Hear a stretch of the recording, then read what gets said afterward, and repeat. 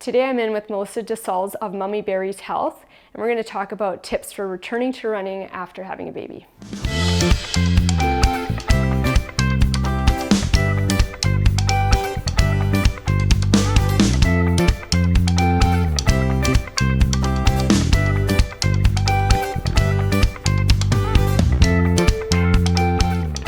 So great to have you, Mel. As you remember, I used your program and I used yourself as a resource so much with my second child on my return to running. The first time through was a disaster. Couldn't run for 8 months after having him. Didn't have any idea what to do, how to get my body back to running. The second time I knew I had to see you and get on your program, and 7 months after he was born, I ran a marathon. So very different experiences, and I appreciated it so much. What do you tell women who are trying to get back to running postpartum? What's your approach? As a pelvic floor physio, I see people for like the most embarrassing symptoms, like leaking, prolapse, issues with sex, or people will just say my core feels off, or I keep getting injured as I try to get back to activity. And obviously we can tie a lot of that to pregnancy and having a baby. And I was starting to see in the clinic so many of the same things over and over and over again, like patterns, right? But there was also this lack of awareness. And so that's why I kind of started a whole nother company, Mommyberries, just to help address some things that people could work on at home. Because I found that they were coming in 6 weeks, 8 weeks later after their care provider discharged them, and they were so anxious to I want to run, or I want to do my HIIT workouts. I just really want to feel that burn.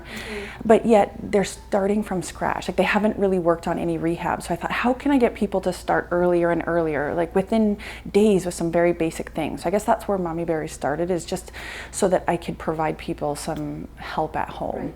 So not like me, oh, I feel great, I'm going to go for a 20-minute run, my baby's 3 weeks old, I feel awesome.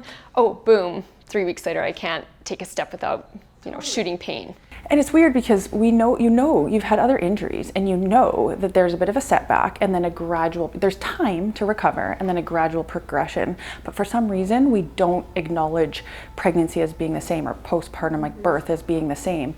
But when you start to understand, like I always show people, the extensive network of muscles that are in the pelvis that are involved in pregnancy and birth, and you understand, wow, this is just another musculoskeletal injury. Right? And so no wonder I need some time, and then I need to work up. But sometimes we tend to want to get back to the hard things first because that's what we miss. But you'd never start after a fresh injury with the run, right? You'd work up. And so I think it's important. I think what I've learned along the way is it just starts with just educating people, because there's just for some reason this big lack of information. So it sounds like educating, obviously, but some time, some patience, and then maybe some rehab and a gradual reintroduction of activity. And what I talk about in the program is I start people, I say in the first couple weeks, just start with coordinating some of those core muscles again. And so I always show them, like I'm a very big demo person, and I'll say look at what you look like when you're pregnant. You've got this huge stretch to your abdominal muscles. There's a lot of weight going down through your pelvic floor. That whole core system is almost at a disadvantage when we're pregnant, right? Then we have a baby, whether it be C-section birth or vaginal birth, and those muscles essentially go through an injury. And so in the first couple weeks, I always say, let's just get those with working on range of motion again. Let's just use your breath coordinated with your pelvic floor and your other abdominal muscles. Let's just move them. We're not looking for strength. We're not looking for big goals here. We're just trying to coordinate or reorientate the muscles, and then start to work towards how am I going to start to get to use my core reflexively as a mom, like when I pick up my baby, or when I bend down to pick up the toys off the ground, or the big huge car seat or whatever. So start to integrate the core again into day-to-day activities, and then start to progress the strength with the rest of the body. I always start with very functional things like lunging, squatting, just the things that we, big movements that we do every day.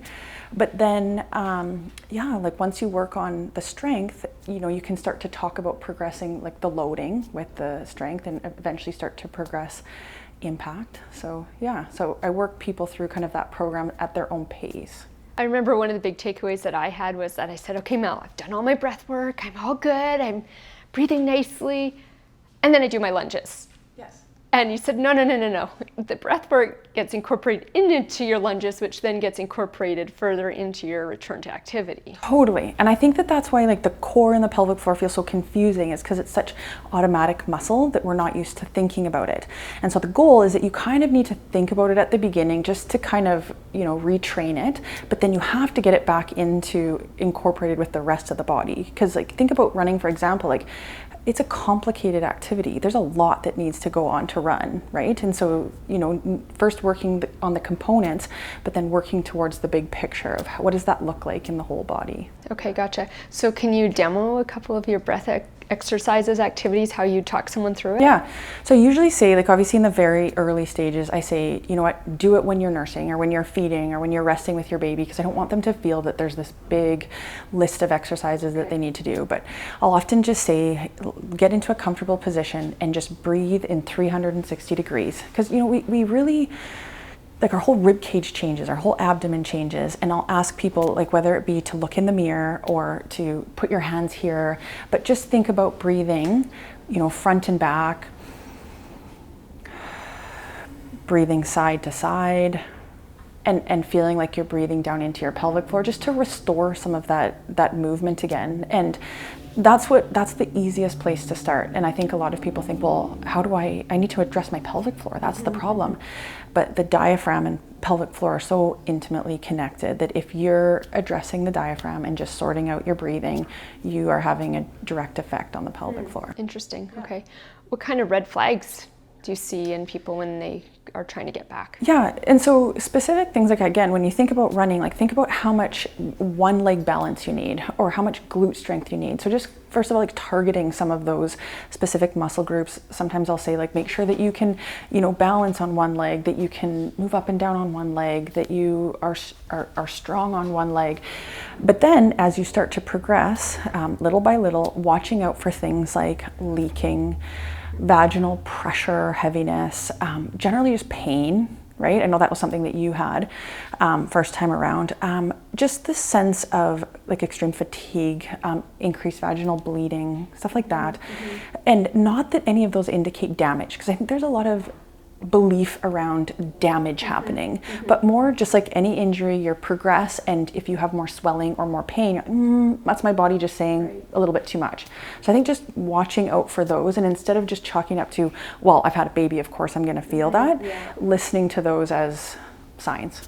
Yeah, I remember that the second time around when I started doing some workouts again. Baby was maybe 3 months old, and I'd been able to progress pretty consistently.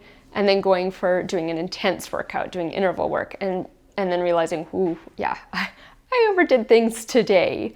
And it actually didn't take very long. It was like kind of take 2 steps back, just give it another week. And then I was so much better the following week when I tried it again.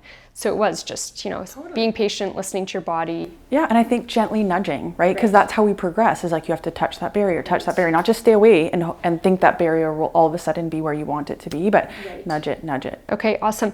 Do you have any other advice for people returning to run? Honestly, I think the biggest thing is just go in feeling prepared. And so I think that there's this huge movement to women seeking out advice or guidance during pregnancy, because this is something is coming. So just having a plan as to, what you can do so that you stay, I think everyone wants to feel in control, right? And feel like you've got a plan, but then also to reach out to someone in person. Okay. So that they can look at you and your body and discuss your goals with you, because there's so much you can work on at home, but everybody is unique. Okay, that's awesome. Thank you so much. So I worked on a program with Zwift that's a really gradual return to run program targeted at people to start with a 30-second run, 4.5-minute walk. It takes 8 weeks to get back to 30 minutes. And I think these tips will be really helpful as people work towards those goals. So Absolutely. Thanks for your help today. Thank you.